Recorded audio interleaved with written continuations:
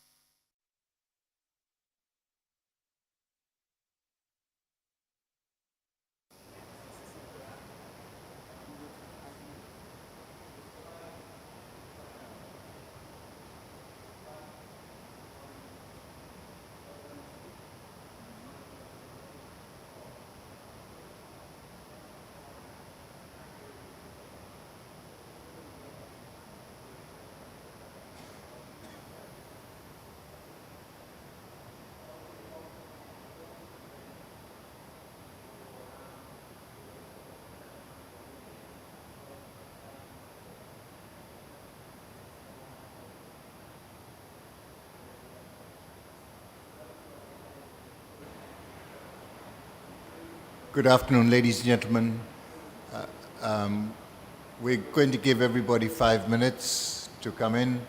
I was myself in a long queue for food. I'm sure people are trying to get food and drink. In 5 minutes, we'll start. And also, to our colleagues online, we're here, we're ready, we're just waiting, giving 5 minutes to colleagues.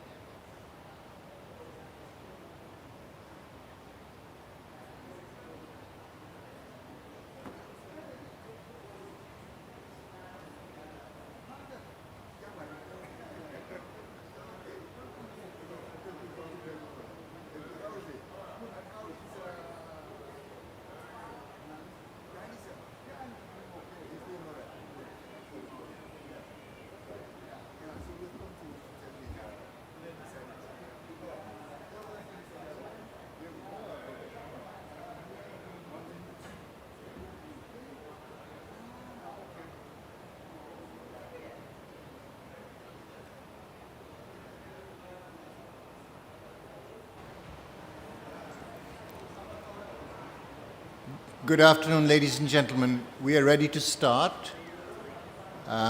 Please take your seats. I'm sure you'll be able to squeeze into one of the other seats. My name is Ravi Prabhu, and I've been asked to help keep things moving today. Before we kick off, I'm going to ask all the speakers to briefly introduce themselves. So as I said, my name is Ravi Prabhu. I'm from CIFOR-ICRAF, and for the purposes of this meeting, I'm probably the least important person here. So I'll pass on to my left. Peter Minanga, my name. I'm the Director for Africa for CIFOR-ICRAF. Good afternoon to you all. My name is Awasila, the Field Program Coordinator for the Large-Scale Ecosystem-Based Adaptation Project in the Gambia. Thank you. And good afternoon. I'm Takashi Okamoto from Forestry and Forest Product Research Institute, Japan. Thank you. Good afternoon all. My name is Ahmad Patesen. I'm the lead environment and climate in Western Central Africa at the International Fund for Agricultural Development. Good afternoon. My name is Vincent Gis, and I'm with CIFOR-ICRAF, Director for Latin America and in charge of programs and platforms.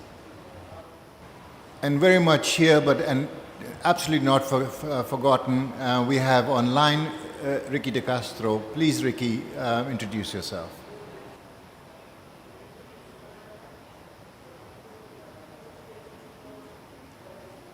We can't hear you, Ricky. Just give us a second. We're just working that out. Yeah. Okay. There. Go ahead. Yeah. Hi. Good afternoon, everyone. I'm Ricky Digaso from the Philippines, and I represent Center for Conservation Innovations. So with that, let me say a few words to set the scene, and then we'll ask the first speaker up. Today we're here to talk about the most important topic, I think, important topics of this COP, the intersection of adaptation with implementation. I think it is time that we start looking at this as opportunities rather than challenges. There is a huge scope for investment, for new business opportunities, and for transformative change if we change the way we look at our adaptation challenges. There are value chains, landscapes, and production systems that need to adapt to a changing climate, to a changing demography, and to changing landscape factors. Every time I use the word change, somebody should think not of small change, but of big investments. Because any improvement to the system is a value-generating initiative. And in that, there is a business opportunity. So let's start thinking about this as an opportunity to transform and generate wealth, reduce hunger, and improve nutrition standards across the world. Today's speakers, I hope, will highlight some of those possibilities, looking at the land sector, looking at the role especially of trees in those systems. I look forward greatly to hearing sound examples of hopeful practice, and I would invite Peter Minang to start.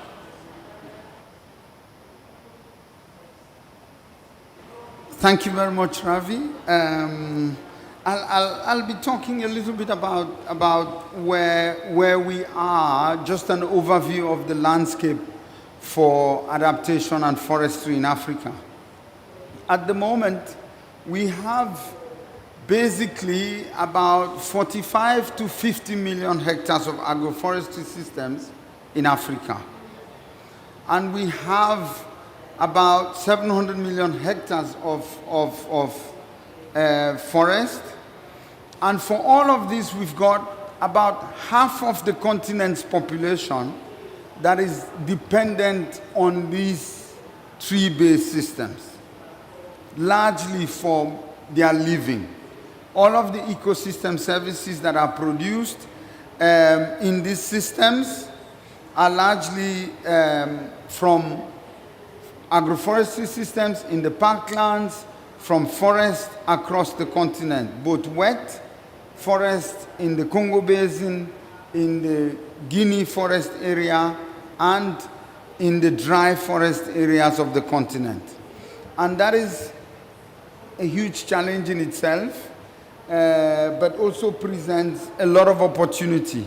I think the opportunity there is for forest and trees is that it is the lowest cost investment in resilience. This was demonstrated in the IPCC report of 2019 and by several other scientific papers that we have. But we still have a lot of opportunity to bring this to light. If you look at the NDCs across Africa and the national adaptation plans, about 37 countries do explicitly mention forest and trees and adaptation in all of these documents. So there is a huge appetite for using and deploying these systems in adaptation for climate change, but also in mitigation. Now, there are a couple of good examples that we've seen across the continent of this deployment of agroforestry and forestry systems in restoration, in adaptation, for food security benefits, for water, for biodiversity services and things like that. We've seen, Awa is going to talk to you about one of the first GCF projects on looking at community forestry and agroforestry for adaptation and resilience in the Gambia, which we think is quite a successful and good example. There are other projects happening in Benin, also GCF funded, but also other JEF funded projects that are happening. We've got some of the most successful experiences, like the Shinyanga project that we had in Tanzania for a long time, with extremely good results. But there are opportunities. These are just case studies that are spotted across the continent. We now need to move to a scaling up of these examples, which is, I think, the biggest challenge. How do we scale up these examples and make sure that across the continent they are serving us and serving resilience and adaptations of millions of people? In that respect, I think we need to begin to think differently in terms of how we do that, how we do the scaling. I think the most important thing that we need to be looking at now is finance. It is estimated that we need $8 to $9 billion per year in Africa for adaptation. Now, a big part of this, for most African countries, is between agriculture, agroforestry, forestry. How do we get those finances? I think is what really we need to move forward on. Those investments need to come on board, really big investments, because as you see, it is huge areas, 45 to 50 million hectares of agroforestry and over 500,000 hectares of forest. Those need to be financed in terms of enhancing adaptation. But it's not classic finance that we need. We do need more innovative finance, performance-based finance, finance that is more business-oriented, that is profitable. One of the reasons why agroforestry systems haven't thrived in a lot of these places is because they are not They are not business oriented. So when you look at, and I'll just give an example, people from the Gambia here, people from Senegal, people from northern Ghana will tell you that when cashew nuts came, you know, it spread on its own because it is considered to be viable in many ways. Now, is it viable without any negative effects? Of course there are, because it is competing with food security space, where, you know, the cereal belts of the continent are the places where cashew is being grown at the moment. So we need to look at agroforestry systems for cashew so that food security is not significantly hampered. Those are the kinds of models that we need to be looking at to accompany these increasing tree-based systems so that they serve not only for restoration and mitigation, but also adaptation. I think a significant change that we need is to deploy this finance in a way that is transformative at scale. And that means that governments need to invest a little bit more money in de-risking these investments, so that once they are de-risked, we can deploy private finance, which has endless opportunities in this case. I think there is need for us to think about the blended finance approach, where this de-risking happens at the beginning, and then we get private finance coming in to move things forward. Because in the way we do things now, there are too many risks in the first 2-3 years of the tree-based investment systems. And we need to change that by clever de-risking approaches in order to move forward. I think we need knowledge systems, but I think the most significant part of what we need to do, in my view, is we've spent a lot of time developing agricultural extension systems. We've spent a lot of time developing forestry extension systems. I think in order to have good business cases for tree-based systems for resilience, we need a business extension system for landscapes so that they become viable and they become, you know, performant and attract the finance that is necessary. I think these are really key aspects. If there is one message that we need to take from here in terms of moving tree-based systems and scaling that up for resilience, for me, it would be to develop viable investment systems, a business management extension system for landscapes, for tree-based systems that will enable investments into resilience at scale. Otherwise, the examples that I've cited will remain, but we will not scale up trees, agroforestry, and forestry for adaptation. I'll end here. Thank you.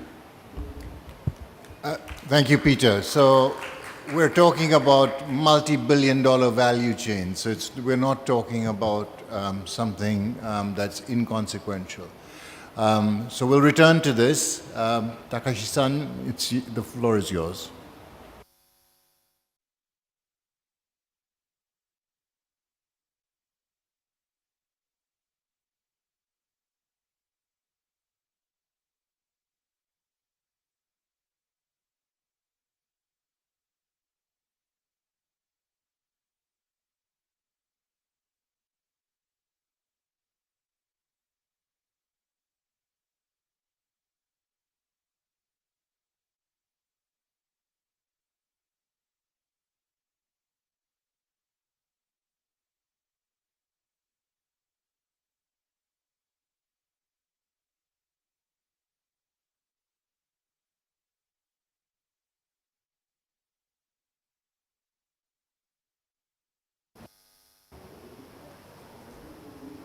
Hello? Okay.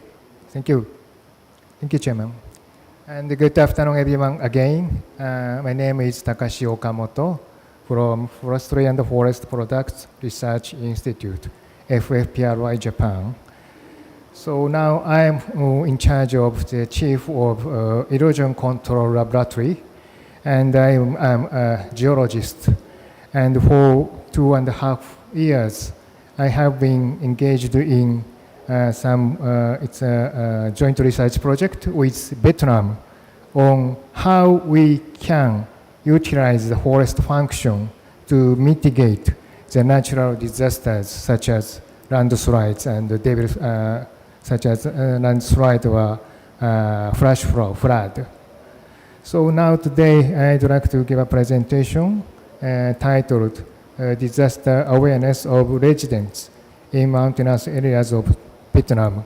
This might not be a so positive situation, but I want to show you currently real situation in Vietnam.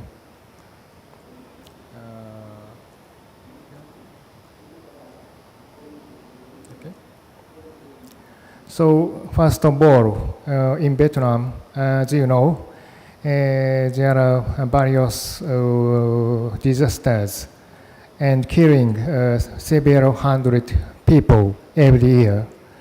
So the typical disasters in Vietnam, for example, flood, landslide, and flash flood, and drought, erosion, and even frost.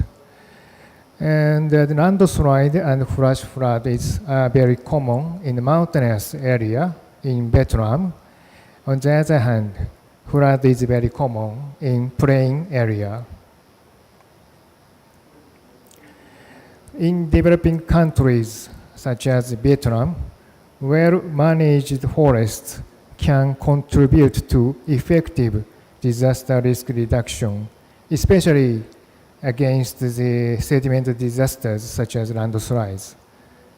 So, on the other hand, in order to do it, it is important to understand not only the technologies, but also the awareness of local communities regarding forest, land use, and the natural disasters.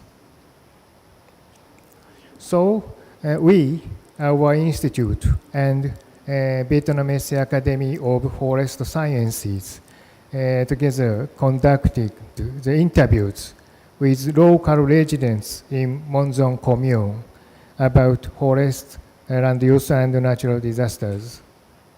Mon Dong commune is located in Son La province in the northern part of Vietnam. And this is information about some information about Mon Dong commune. The forest area ratio in Mon Dong commune is about 48%. Which is almost the same of the average of Vietnam, 47%. And the elevation is from 500 meters to 1,500 meters. It means the Mon Dong commune is a mountainous area. And the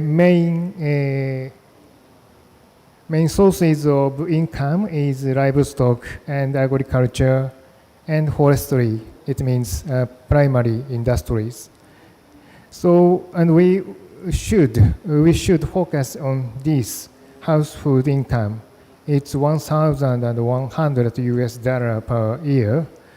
It's very lower than the average of Vietnam at 2,000.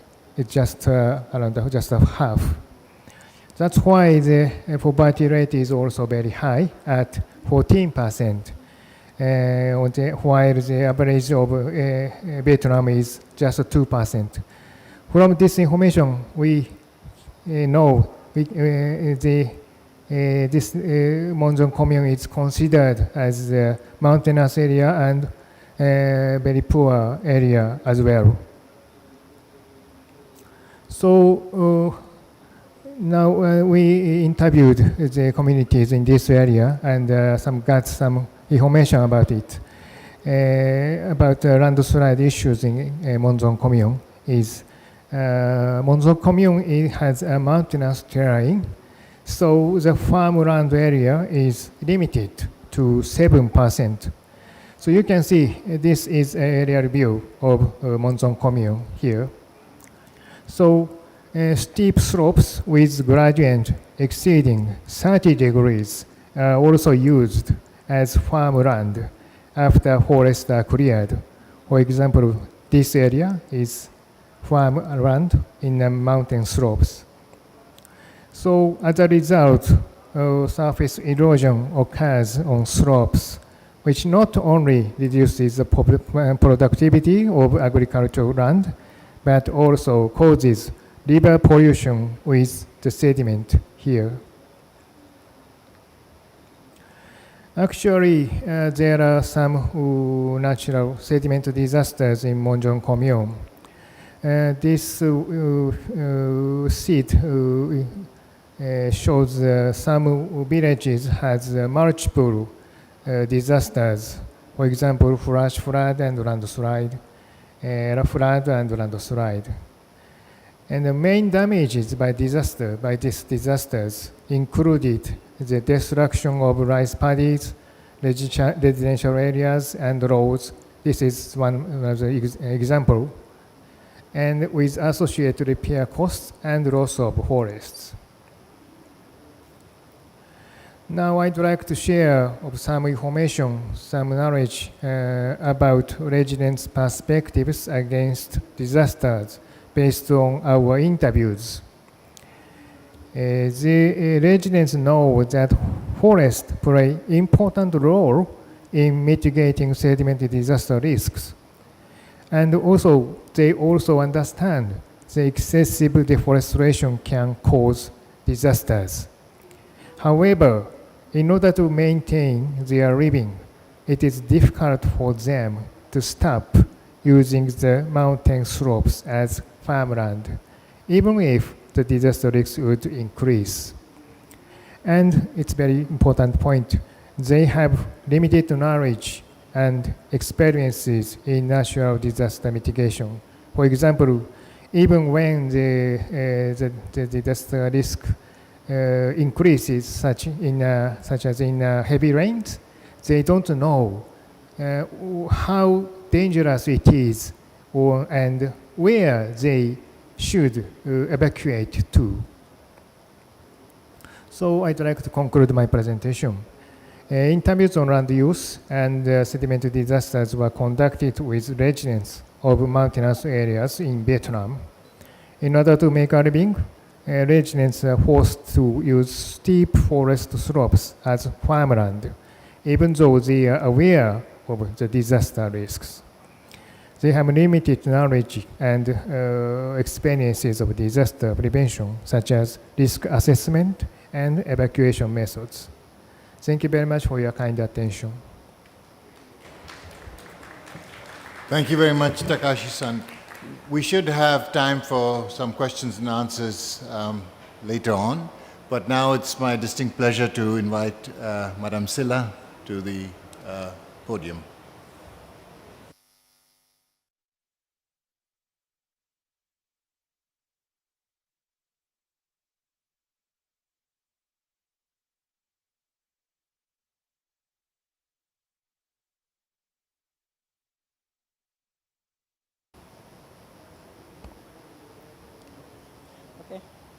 Thank you very much, Chair and members of the High Table. We are very honored that you all come here to attend this very important site event. My name is Awasila. I work for the large-scale ecosystem-based adaptation project in the Gambia. I'm truly honored to actually participate in this very important panel and presentation to actually give our experience on community forests as well as what ecosystem-based adaptation project is actually doing in the Gambia.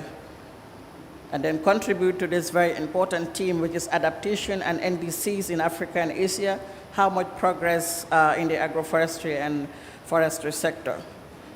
The Gambia is actually one of the smallest countries in mainland Africa. Even though we contribute very little to emission, but we are very much affected by climate change.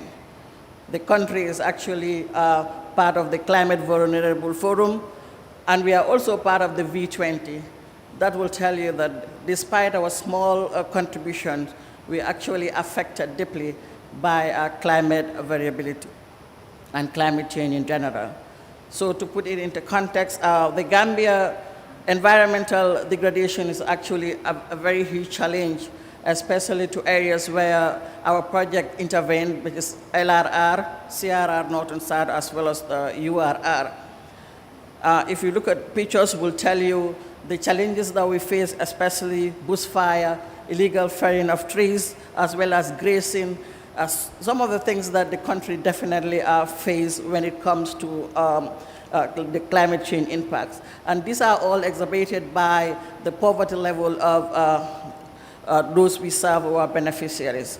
So even in our NDC, it stated that our forests will continue to shrink between 30 to 46.7% by 2030. So a country like the Gambia, where a lot of people dependent on the forest as well as agricultural lands for survival, if our forests continue to shrink, then that calls for concern. Our biodiversity is depleting daily. We have also realized capacity gaps in both our community level as well as institutional level. So there will be sea level rise as well as per our NDC, between 90 centimeter to 43 centimeter by 2050. So that actually call for actions, not only for the EBA project, but the different projects that are within, or institutions that are within the country. No organizations, I always say, operates in a vacuum. It requires a concerted efforts to make sure the challenges of climate change are actually minimized. These are further statistics to show that in the greater Banjul areas will continue to be wetter, but when you go to the CRR or the northern region, you will realize that it will continue to be drier. So which make restorations and agroforestry practice a challenge, because situations differ in different regions, but if you go to the northern side, it's particularly challenging. Projects that are into tree planting, projects that are into agroforestry planting, they realize that the northern part of the country is actually a challenge to practice tree planting and other adaptation measures. So in the Gambia, the community forest initiative actually started almost 3 decades ago. It has different facets. We have the community forest, we have joint community forest park, as well as state park. But actually, the idea of community forests come in to actually put 3 points in place. The first one is putting people first. They realize communities members are important and they need to participate and partake in actually restoring and maintaining the forest. So that's why people are actually put first. We also have process orientations. There are indicators that should be put in place. There should be monitors. The community should be trained before even the forest is actually handed over to the community. So it's process oriented. And the third point is minimal external incentive. So community forest initiative in general is to boost people capacity or adaptive capacity to actually protect their forests, as well as contributing to actually manage or mitigate climate change. So that's a brief synopsis or background about the Gambia and how we are affected by climate change. So the EBA project is a project funded by the Green Climate Fund. Our executive entity is the Ministry of Environment, Climate Change, and Natural Resources. The accredited agencies are the United Nations Environment Program. Our partner institutions are the DOA, the Department of Agriculture, Department of Community Development, Department of Forestry, Parks and Wildlife, ICRAF, and the World Agroforestry. Some of our partners are here. They're contributing immensely. That just to reiterate the fact that climate change or addressing climate change is not just a one-man thing. You need collaborative efforts in order to build the capacity and adaptive capacity of communities. And EBA project actually have a target to meet, that is 8,400 households. And we are on course to actually meet that. We are in our 5th year of implementation, together with the various partners that I've mentioned. As part of our work, we have 3 components. The first component is to restore degraded forest and agricultural land with climate resilience planned spaces. The second component is to facilitate the establishment of commercial viable natural resource enterprises. And the third is policy support. So we realize that, we believe that if these 3 components are actually fully implemented, we'll be able to contribute and build the adaptive capacity of our communities, of the people we serve. These are basically some of the activities we've implemented. Together with our partner ICRAF, we actually develop protocols for each communities. We believe that communities, their problems differ and their issues and needs differ. So each communities have a blueprint or a protocol to actually design their program based on their particular need. So it was demand-driven, not just given to communities without their demand. So anybody in the audience who want to go into adaptation project, it's important to actually have actually a blueprint as well as a protocol for each of the communities that you served. The other activities that we do is enrichment planting in communities. We have right now, we have about 53 communities that we served or planted with.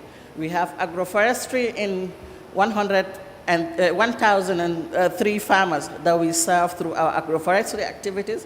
Aside from that, we do assisted natural regeneration as well, which is also to help accomplish or complement the enrichment planting that we're doing in community forests as well as in agroforestry land. So every year we clear the boundaries of the forest as well as like big trees to make sure that our forests are actually protected from fires, which is a big and huge challenge for the country. As part of component 2, we have natural resource enterprises that we built together with the Department of Forestry. We conducted market analysis and development to actually come up with enterprises that were set. Right now, we have 60 beekeeping enterprises and communities. We are targeting another 25 individuals to give beekeeping supports to. Aside from that, we have ecotourism facilities that we are venturing into, food processing, handicraft, hay processing, as well as guinea-fowl. These are all some of the activities or intervention we are doing in our component 2. We are also developing standards to make sure the products or processes or livelihood activities that we have under component 2 actually pass through standards. So as part of our component 3, we're also trying as much as possible to integrate EBA and climate change into national policies and strategies. We believe that even if the project phases out, institutions could be there to actually implement or continue with the adaptation efforts the EBA already started. So it's important to have the policy dimension and also the political will to make sure what you've started is actually sustained. So there are challenges to long-term success of EBA actions. Number one, uncontrolled bushfire is actually a challenge in the Gambia. So and then uncontrolled wood extraction, particularly charcoal and firewood. About 80% of our households in the Gambia use charcoal as well as firewood for cooking. So that poses a serious challenge to our adaptation or to our tree planting exercises across the country. So that is something that we definitely need to look into to come up with an alternative solutions that will actually reduce the impact of the extraction to our adaptation or to our restoration efforts. Inadequate human and technical capacity is also a challenge. So that's why our partner continue with training as well as knowledge transfer to make sure the efforts that we're putting in there stay for a long time. Another very important thing that we need to address going forward is transhuman or free roaming of livestock both local as well as transhuman from our border or neighboring countries. So these are something that as a project we need to look at because the impact is actually adverse. If you look at it, both its impact on the environment and livelihoods, it's a lot. If you look at the environment level, we have bushfires that are definitely affecting us, overgrazing of animals from our border countries, tree cutting by those who practice soil erosion, and competition for water, because animals that comes in are competing with other livelihoods initiatives and communities. And other adverse effects of transhumans include conflicts, livestock theft, crossbreeding, disease outbreak. So these are some very important aspects that will have implications going forward. And us and our partners are looking at ways. We already have a Congress on transhuman. We developed a national paper on minimum tree cover to cabinet. So these are something that we believe in long term will definitely solve this crisis or actually contribute to it. So recommendations for those that want to go into adaptation is strengthening of partners. If you work with partners, you're strengthening their capacity. Even if you're not there, they will be able to continue. Regulations to reduce impact of transhumans and forest fires are very important in adaptation efforts, or if you are into tree planting. So capacity building of the communities you serve, because you want ownership, you want them to take ownership of what you are giving them. So at the end of the day, you want to build their capacity. Even if you are not there, they will be able to continue the efforts that you started together. So as I said earlier, it's important to actually continue mainstreaming EBA into sectoral plans and budgets, because this will be something that will continue the practice for a long time. So having the sectorial plans and budget is not enough. The concluding thing will be implementation. It's very important to implement what you have, both in your Forest Act or policies or strategy, to make sure it will have not just a short-term impact, but it will have a long-term impact going forward. So thank you very much. Thank you very much, Mrs. Silla. And I think your last words should become the theme of this COP, which is implementation. We need action on the ground. It's great to see that it's happening at a national scale in the Gambia. And may the Gambia become the first country in Africa to be fully adapted. We wish you more success with your efforts, especially given your role as a woman leading it. Thank you very much for your presentation. I now hope that Ricky is still online with us. If he is, I would like to hand over to Mr. Roderick de Castro in the Philippines. There you are, Ricky. Okay, please take over from me. Let me share my screen.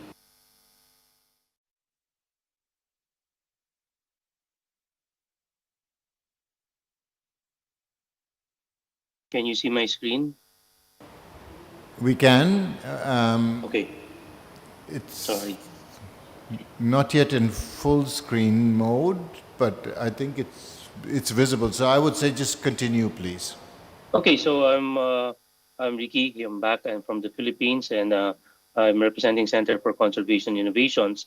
And I'm going to report on enhancing community resilience to climate change in mountain watersheds. So basically, I'm talking about this project that we had, the case of the municipality of Tublay, in the province of Benguet, here in the Philippines. The framework that we use here for enhancing community resilience to climate change in these types of areas was developed by the Forestry Division of the Food and Agricultural Organization alongside the Forest Agency of the Ministry of Agriculture, Forest and Fisheries of the Government of Japan. The local partner, who was us, acted as the Center for Conservation Innovations. We implemented this, of course, in partnership with the local government unit. And it was participated on by all relevant stakeholders that would include the provincial government and the regional development agencies. For the information of everyone, most of the provinces and the municipalities here in the Philippines have basic disaster resilience program, but it wasn't. It's not an eco-DRR type of ecosystem-based disaster risk reduction type of program. It's not ecosystem based. So this is something new to them. Although there are some parts that are similar to disaster resiliency, the approach, of course, is different since we're using nature-based solutions. So this is how it looks. No? We have a lot. There are caves. There's a watershed, and they have a river system and a small lake, and they're located in an area that's very very prone to landslides. As a matter of fact, for the past several years, we have encountered many deaths and destruction of property due to landslides caused by heavy rains and sometimes earthquakes. So they're very vulnerable. Even they've been also victims to several forest fires, because especially during the summer. So the objective really was to provide them an ecosystem, a nature-based solution as a form of resiliency. At the same time, looking at it as helping out in the economic status of that particular municipality.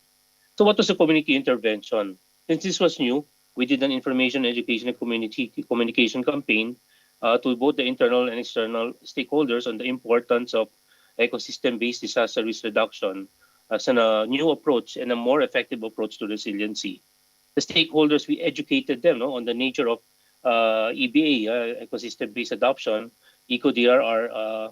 We made them participate in such processes like the vulnerability assessment, values formation, and we presented to them geospatial analysis for sustainability purposes. And the explanation, the different types of regular, what's the difference?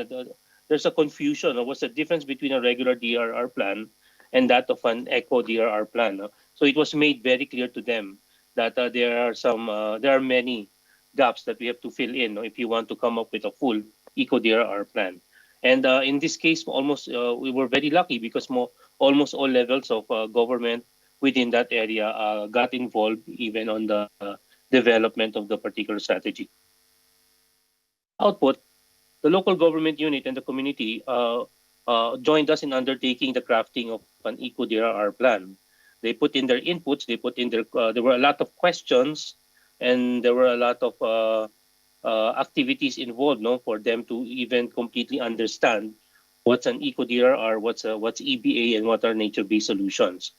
And immediately there was a need to do an inventory of biodiversity in the area to not only know what are the vulnerable areas in the municipality of Toplay, but also know what are the vulnerable species of flora and fauna that we have to help protect, that would contribute to resiliency. Initiatives were also made that this become a municipal ordinance. The political system in the Philippines, every 3 years, we have elections. So sometimes the past management, they don't get elected and the program is not continued. So we make it a municipal ordinance, it becomes institutionalized. Regional government agencies from the Department of Environment and Natural Resources, Department of Interior and the local government, and other relevant agencies were very participative and involved. Mitigation strategy, like agroforestry, as a nature-based solution, was discussed again, looking into it as a potential for income for the community in case it's been undertaken as a strategy. What are the important lessons that we got out of this activity? It's vulnerability assessment, is very important to determine really which areas within the community are prone to be damaged or destroyed, that may lead to loss of lives and property. Sometimes national government does provide us a hazard map, but sometimes it's not complete. So it pays off really very much if we can do a local-based vulnerability assessment. That's a participative, participated on by multi-stakeholders. We use a combination very effective of geospatial analysis, community interviews, in situ visit to sites marked as vulnerable, and the approach to the development of the ecosystem-based disaster risk reduction plan is a multi-stakeholder, as I mentioned. Everybody got involved, and they were able to share whatever their thoughts about coming up with an eco-DRR plan. Recommendations on resiliency activities should also be based on proper data that has gone to the required rigor of research and community engagement. It's very important to involve the community, especially in the Philippines. Now, if you want to be sustainable, you have to involve the community. NBS will be the best defense against disaster that would come in the future, especially in this area, where landslide is really a regular thing that happens during disaster. We have to continuously educate them on the importance of NBS activities, and we have to link it to economics for them to be able to undertake it really as a solid strategy. And we have to encourage the institutionalization of policies on eco-DRR by looking for champions and making them lobby with the local government unit to make it an ordinance so it can be sustained by the coming leaders in case the current leader will be replaced. So overall, it was a success, and as a matter of fact, the community, the municipality, is reviewing their regular disaster risk reduction plan and are moving towards transforming it into an ecosystem disaster risk reduction framework, with looking at agroforestry as a form of defense, but at the same time seeing it also as an income generating. So in a way, it can also pay for other programs that may be relevant to the protection of the households and properties and the individuals and the people in the municipality of Tublay. So that's about it for me. Thank you. Thank you very much, Ricky, and really interesting to see the role that you are playing in using nature-based solutions to manage disasters and disaster risks. With that, I would like to turn to Mr. Amat Patesene from IFAD for his remarks. The floor is yours.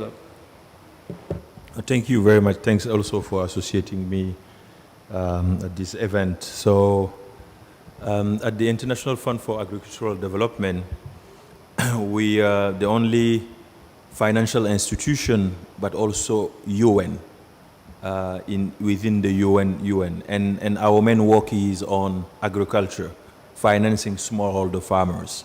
So not the medium, not the big one, but the smallholder farmers, particularly in rural area. So in terms of action, particularly in Africa, and also in many areas, we are really focusing on innovative models and tools to respond to the demand. And the demand is the young people, it's also the women.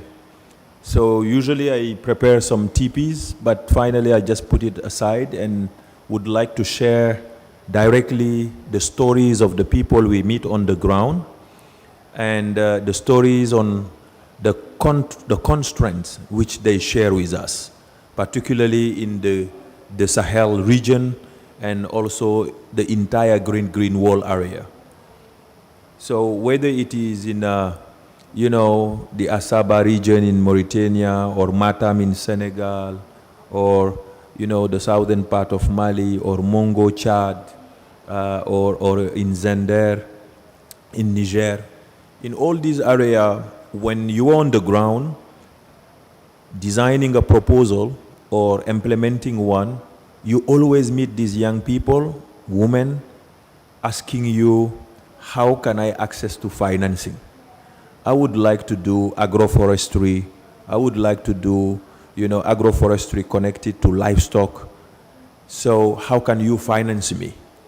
And most of the time we say, we have a IFAD project, we have a project management unit, can you go there? They say, no, we don't want to go there. We want you to finance us.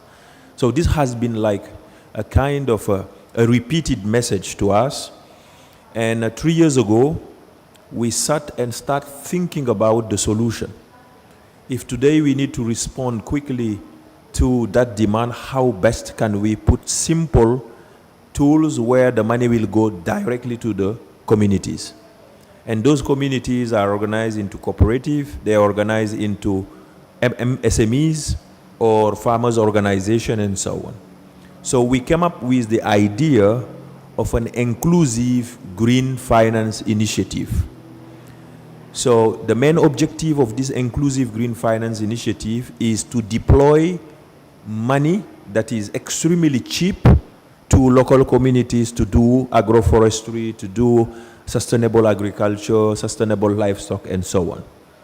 And when we talk about cheap money, we talk about loan at interest rate of 0%. How can you bring in this region where if you need to borrow money, it costs 15%, 20%? How can you bring loan at 0% interest rate for a certain category of communities? That amount of money and the terms of that concessionality does not exist in the region, because the minimum you can get in the regional market when you issue bonds is 6%. So we went to the Green Climate Fund and say, look, you are a global fund, you want to support development, you want to support climate resilient initiative, climate resilient agriculture and low emission. So this is the deal. We would like you to provide us resources, which we will put in agric banks. The agric banks are represented in the local area. They work with local microfinance institution. And tomorrow, your 10% interest rate of that agric bank will come to maybe 2% or 0% because we are bringing money from another partner.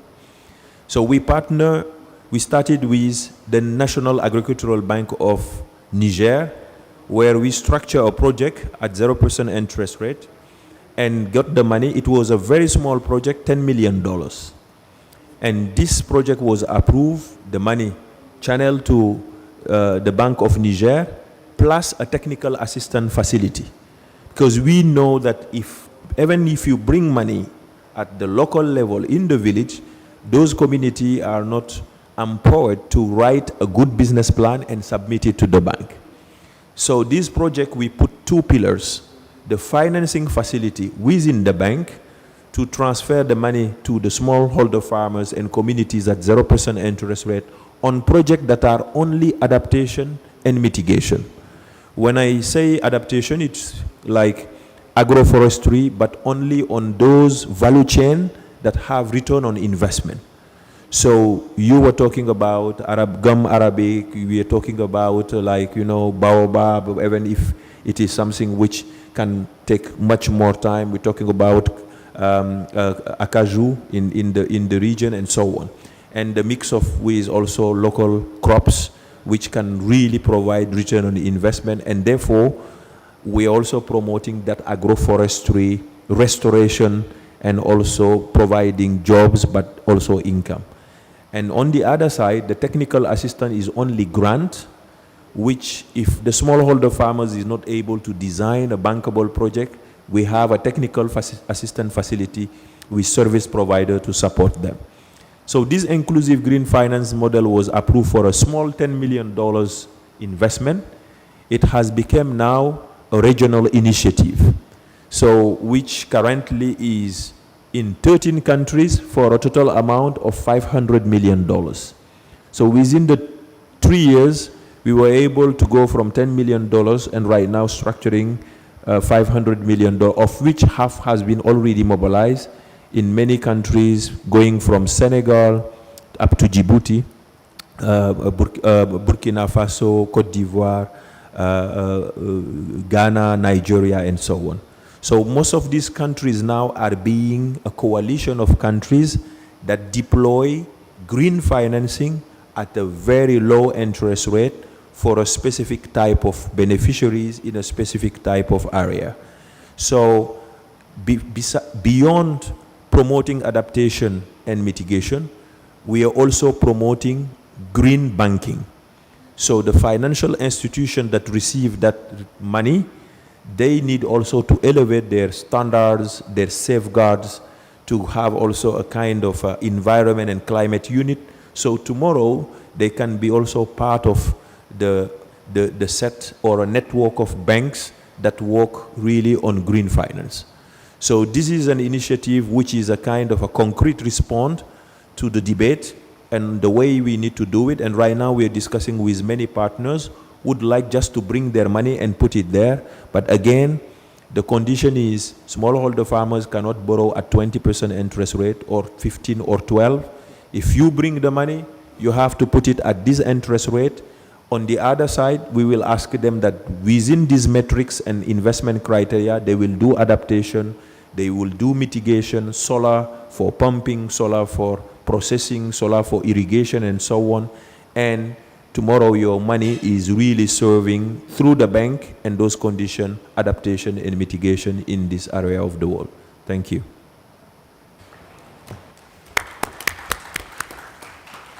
Thank you very much, Patti. That was an amazing example, and it really comes back to what I hope we see here much more of across the COP. And I think it'll be really interesting to come back in a year and see how much more success you've got. So thank you very much on behalf of all of us. So our last speaker has to put on his thinking cap and give us some reflections.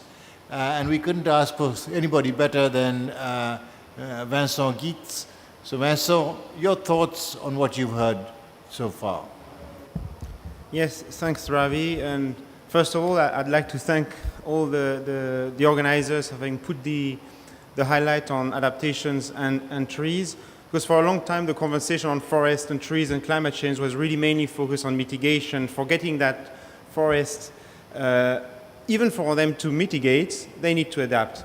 And also forgetting all the ecosystem services, and we've seen the examples of Takashi-san, erosion control, protection from floods, landslide, urban climate, and so on, and product that forests and trees bring for resilience, including delivering food, as Ravi mentioned. So basically, trees and forests are key for the adaptation of agriculture, landscapes, and people. And what we've seen, I think, in the last years and through also these presentations is there's been a huge progress in that integration in political commitments at different levels, including national levels. The Gambia is a great example. And there's been a range of projects showing what works, maybe what doesn't, but what works and what lessons can be learned. But now, I think, Ravi, if we're aiming to scale in a transformative way, there are two remaining gaps that we need to bridge. First, a gap from political commitments to implementation on the ground. And I'm seeing commitments are still piling it at these COPs and in conferences. There are challenges to get that to the smallholder farmers, as IFAD is very much keen to do. Access to finance, cheap finance, and so on. Different kinds of funds. And there's also a gap in knowledge. That's just an example, but a gap in knowledge in leveraging all these lessons to do it 10 times more, 100 times more in a transformative way. And on the first gap, and Huya, who couldn't come today, reminded me to remember the participants that we've worked, CIFOR-ICRAF, with FAO in a participatory process to identify 10 principles for transformation adaptations with forests and trees. I'm very glad that the first of the principle that will be, I think, unveiled in the next days with an event with FAO is communities first. So that really echoes with what Mrs. Silla said in the Gambia. And these principles are there because everything needs to be context specific. They're here not to be top-down, but to help orient the design and the preparation of the new action on the ground, including participatory processes and so on, and the knowledge that needs to be provided for that. Then on the second gap, knowledge. And I really want to thank the presenters for having very well shown that it's not that simple. It takes a lot of knowledge, both scientific, but also from local actors. It takes a lot of care in identifying all these options, selecting them, implementing them, and the enabling environment as well. So adaptation, and even more adaptation with forests and trees, has a huge potential, and which is also an asset. It is knowledge rich, it is learning rich. And this is why CIFOR-ICRAF, we are launching tomorrow an initiative which is called Trees Adapt, which is going to be a one-stop shop to help all these actors not start from 2 or 3 years ago, but start from really the top of the wave of knowledge when it comes to supporting implementation with solutions with forests, trees, and agroforestry, practical science. So that's going to be at the GLF tomorrow, at the Savoy, and please come to that. And I think Huria and Cécile, who should have been discussing today, will also be there to talk about that. So thank you, Ravi. Thank you, Vincent. That was great. So, ladies and gentlemen, you've been very patient. If any of you have a question, a comment, or an addition, this is your opportunity to put your hand up, and I hope we have a microphone that can get to you. Fanny, we have somebody over there at the back who would like to speak, if we can have a microphone. So, and we have somebody here in front. So as you speak, please just give your name and your affiliation so that we know who you are. We want to recognize you. We will then give you the opportunity to speak.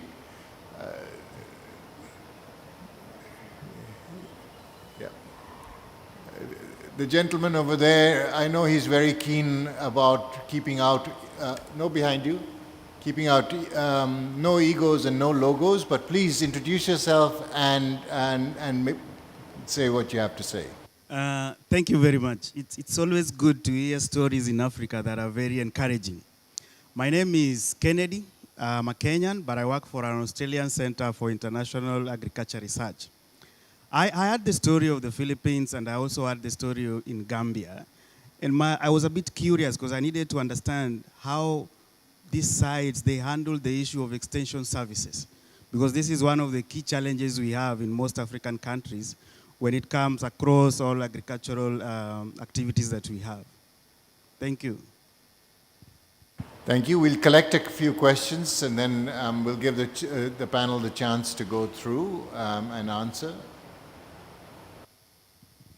Yeah, thank you very much. My name is Mr. Mohamed Jaita, the Director of Forestry of the Department of the Gambia, Forestry of the Gambia. I just want to commend the presenters, but now my question goes to IFAD, because knowing that, okay, then the Gambia, community forest management is a household in the Gambia. And then at certain stage, as mentioned by the communities are taking through, the market analysis and development where they develop an enterprise development plan. But now the challenge or the bottleneck for the implementation of those, the plans, is seed money. Now, Mr. Pate mentioned that they are reaching out to the, the smallholder farmers, and then, especially those interested in agroforestry. Because now, if the agroforestry committees or the communities or the community forest committees are being supported to implement the enterprise, community-based forest enterprises on non-timber forest products, then which means the challenges of bushfires would be controlled, and then as well as indiscriminate felling of trees, and then as well as they will be eager enough, to do restoration of degraded areas. So my question is, how best now can they diversify, more from agroforestry as well as to purely specific non-timber forest products, as he mentioned, the gum arabic, so that at least non-timber forest products like fruits and nuts could be included, and then as well as beekeeping and then ecotourism, so that the communities will benefit. Because this is the main bottleneck that we are facing in the Gambia, is access to funding for those communities. Thank you very much. Thank you. I'm just looking around the room if anybody else has got a hand. Yes, the gentleman behind, please introduce yourself and your affiliation. No, I'm Denis Jean Songwa for CIFOR-ICRAF based in Cameroon. I really like the presentation on the adaptation finance, and then I wanted, the presenter to elaborate more on the green bond, and then climate bond, and then the adaptation in Africa, because there is a tendency of seeing adaptation finance and mainly coming from the public institution.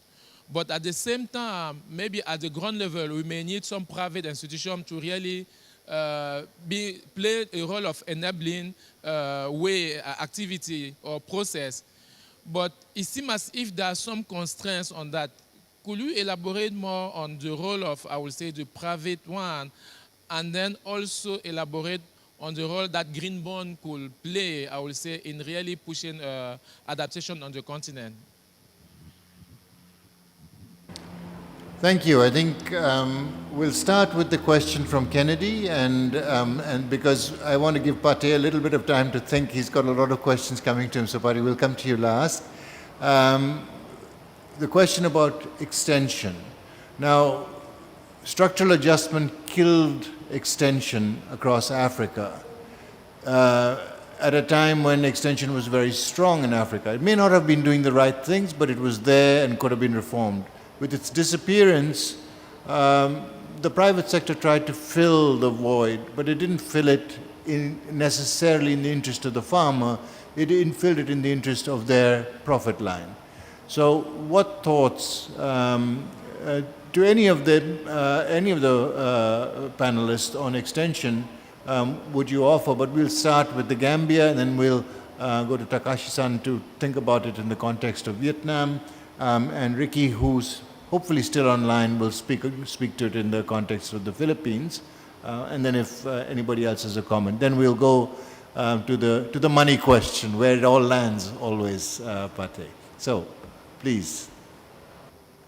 Thank you very much, Kennedy, for your question. In the case of the Gambia, we realized to change the current narrative as well as trajectory on tree planting in both agroforestry land as well as community forests, the extension service is very important. So at the design stage of the project, extension are actually included, and then the staffs are both from Department of Forestry and Department of Agriculture. So this extension, we have about 40 extension officers that we train from the very beginning, and then those extension are then delivering the message and information as well as knowledge to the farmers. So they are with the farmers at every stage of the process, from where identification of the land to the appropriate agroforestry practice in the farmland to actually implementation. So our extension services in these two departments and other departments that we work with are very essential to make sure the farmers, they did not only get the knowledge, but implementation is also very at ease. So even the protocol that we develop for each community, the steps and procedures are actually laid out, and this is translated in a language that the community understand, so that is the implementation. So thank you. Thank you. Takashi-san, would you want to say something about extension? And Ricky, I hope you're still online. We'll come to you next. Yes. So actually, I'm not expert of the financial support. So, but actually, in fact, in Vietnam, some government of the Vietnam supports some financial support for the village with a lot of forest areas, and also they have some international support, financial support. And also, I think as an extension, I think it's very important to let them know the scientific evidence of the forest to mitigate the disaster. So actually, in Japan, also even in Japan, many people don't know. Many people know the forestry have a function to mitigate the landslides, but they don't know how the forest can mitigate the landslide. I think this kind of education is very, very important in the future, but I'm not sure how we educate. It's a very difficult point. Thank you. Thank you. Ricky, if you're still there.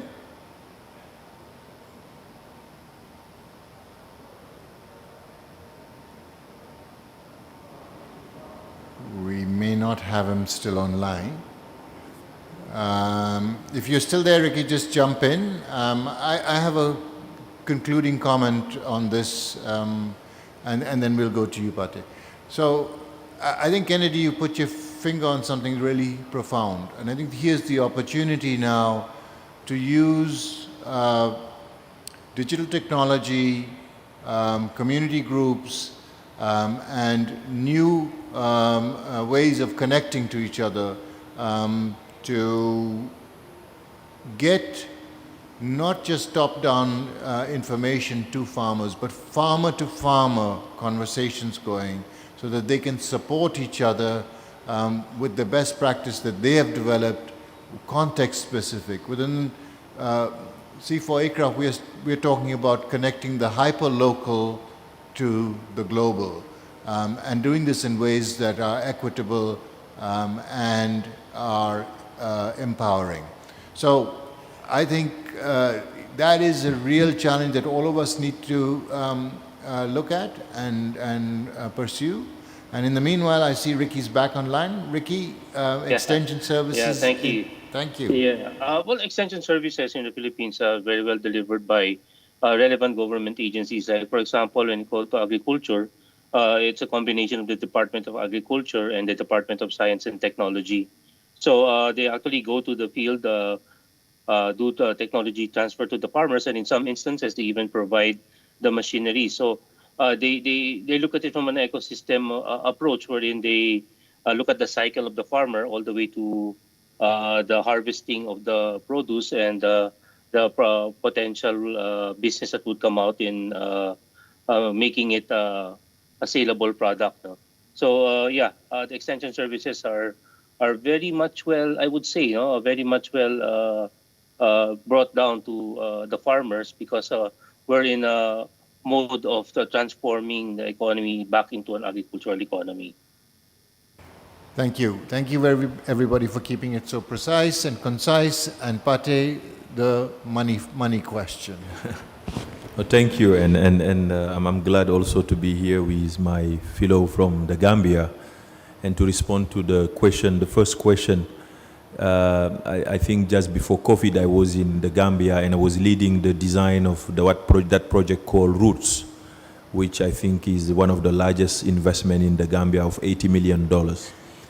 And in this project, the whole spirit behind the design was, we will do agriculture, we can do agroforestry, but how best can we bring ecotourism? Because along the river there are also some hotels. If you produce, it has to come to the cities, and how can we make that connection? Second, how can we also bring agroforestry while we're doing the agriculture? And most of the women who are integrated into the roots, we were able to mobilize resources from the GEF. And it has been one of the components to diversify the production, agricultural production, plus the agroforestry, plus also the idea of connecting production with the market. And I think the Roots model is quite an interesting one, because from the production side, you still have also the market connection, which goes beyond just producing and selling to the market, but there is also a component of accessing to finance with the local microfinance institution. And all of this is done to go through the diversification strategy from agriculture to agroforestry connected to agrotourism, because the Gambia, the backbone of the economy is also tourism, and most of these hotels and also local lodge, they require also local production, horticultural production, and so on. And I think it has started. It's a model which can be replicated, and we are I'm happy also to continue the discussion with you. On the second question on bonds versus financing, the bonds, many governments issue bonds because it's quite simple and it's a way to mobilize resources. Whether you issue bond on your local market and you are asking to your citizen, for those who are sitting on their money, please, I would like to borrow your money for development purpose, or you are borrowing on a European market outside your own market. So local versus international bond, at the end of the day, they will serve development. However, those bonds up to now, they are not green bonds. They're just development bonds, and most of the time it's in infrastructure. It would be good now for our countries when they are going outside to get bonds on the market, it could be also green bonds, whether it's linked to energy or is linked to agriculture or social bonds. But at the end of the day, try to structure those bonds with commercial banks or partners that can help you to mobilize those resources, but very cheap. And it has to be also on project that works, because at the end of the day, it's a loan. If a loan is not bringing any return of investment, then unfortunately you're just adding debt in your country. And I think on the green bonds, it requires also a lot of steps for the country to get ready. Commercial issuers can help you to go there, but it's a real good opportunity right now to integrate. And your ministry, if you are working with the Ministry of Environment and other ministries, the readiness to go and get money in the green market is really another opportunity to complement domestic resources, development aid, but also bilateral aid to respond really to your development. So that's really like the precision I would like to provide on the bonds, and thank you. Thanks very much, Pate, and I thank all the panelists and all of you who have come. I think what we are seeing here is that the possibilities are immense. We're limited essentially only by our own imagination and taking that forward, as especially we heard in the finance initiatives that IFAD has taken, or by our perseverance as we saw in the other 3 case studies that we were talking about. So thank you very much for coming. Please go out and take action.